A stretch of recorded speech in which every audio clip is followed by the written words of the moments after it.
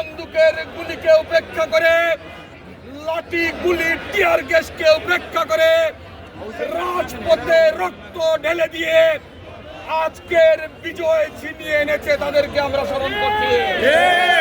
সংগ্রামী উপস্থিতি, বক্তব্য দেওয়ার সুযোগ নেই।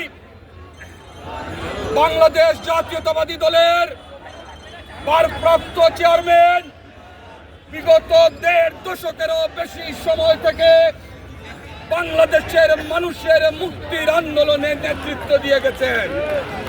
সেই নেতৃত্বের সফল পরিসমাপ্তির মাধ্যমে জনাব তারেক রহমানের পক্ষ থেকে পরিষ্কার বার্তা, বৈষম্যহীন বাংলাদেশ প্রতিষ্ঠার লক্ষ্যে বাংলাদেশ জাতীয়তাবাদী দলের প্রতিটি নেতাকর্মী রাজপথে থেকে কাজ করবে। এটি আজকে বিজয় দিবসের প্রত্যয়। খোদা হাফেজ। বাংলাদেশ জিন্দাবাদ। বাংলাদেশ জাতীয়তাবাদী দল সিলেট মহানগর শাখা জিন্দাবাদ।